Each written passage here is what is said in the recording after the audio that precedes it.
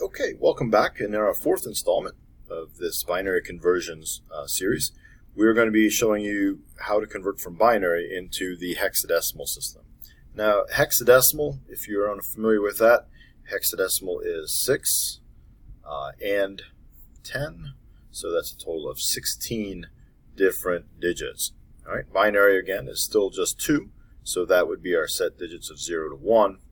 Now, with hexadecimal being the fact that you have a total of 16, this starts again at 0, 1, 2, goes all the way up to 8, 9, and then after 9 we run out of our decimal digits. So these are unusual, so we could go crazy symbols, but of course we're not that crazy as programmers. We want the world to actually understand us. So we start in with the letters again, A, B, and we're going to go all the way up through E and then F as our series. So 0 through F is our subset of digits, the 16 digits in that order ranking, 0 being the lowest, 15 for F being the highest.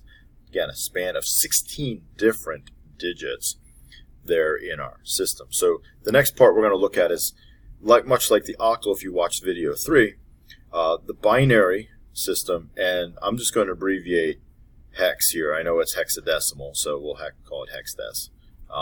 In this system here, in the binary hexadecimal system, there's a series of numbers, 0 through 15, that we want to recruit. And these numbers, as we look through our list, you can see them here now, that you have 0 through F. And again, much like the octal situation, which stopped at 7, we actually go all the way down to the first 16 digits. And once again, it's a power of 2.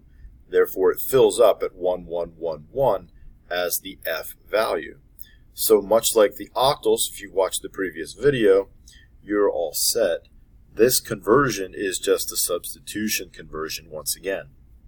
There is no mathematical tricky formula. So if we're going to type in the number, not word of course, but the number 1 A C E in hexadecimal, in binary, each of these is going to get a 4-digit representation. So we'll start with the right side first. E, again, is going to be 1110. So 1110. The C is 1100. Right. And the A is here, it's 1010. And the 1 in the front is 0001. Now, just like we did before, do you need leading zeros?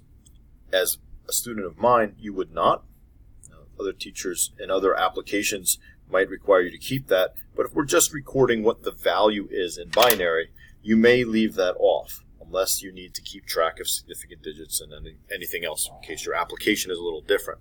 So a quick way of looking at this is just substitution through. So know your values and just substitute the corresponding value with the 4-digit bit string. So you have 4 binary digits per value. So one more word, or value that we'll convert is, let's say it's 6, 3, A, 2. All right, and we have a 2, so that's going to start me at value of 0010. The A value again is 1010. 3 value is 0011. And now the 6 has that leading 0 because it's the front number. I may leave it off, so I'm just going to write 110 as my 6. And that's it for conversion to binary. Now what if we're going the other way and we have a binary number as our example? And let's give a value here with a binary point in it this time. Let's make that a 0 just for kicks.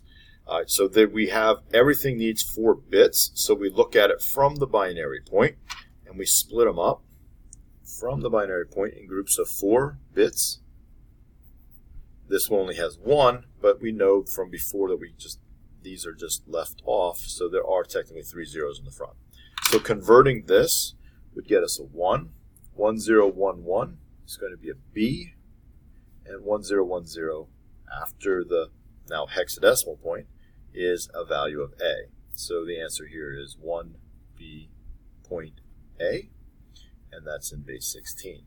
Now, without the chart, this is where you need to grow your mathematical sense.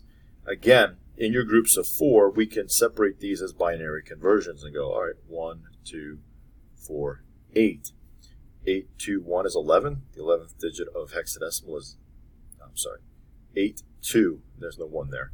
I was getting ahead of myself. 8 and 2 is 10. That's A, the 10th number of the digits. Little foreshadowing here, I guess. 8, 4, 2, 1. 1, 2, and 8. That's the 11th digit. That's B.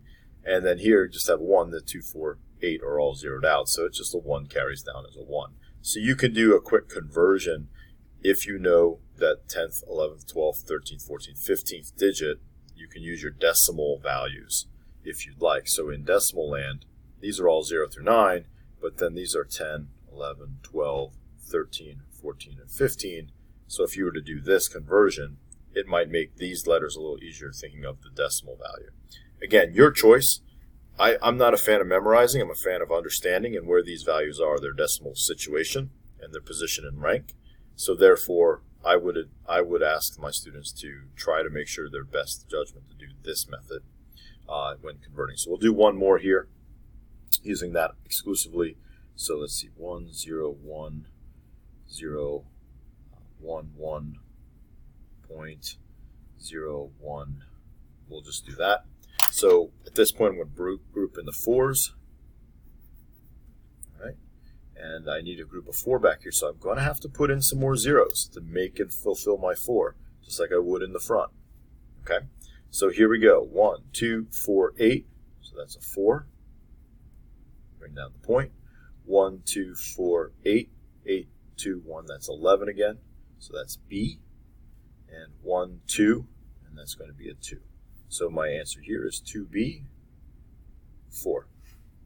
All right. Hope you've enjoyed the tutorial. Check out my other tutorials on my page and in my YouTube channel. Thank you much. Have a great day.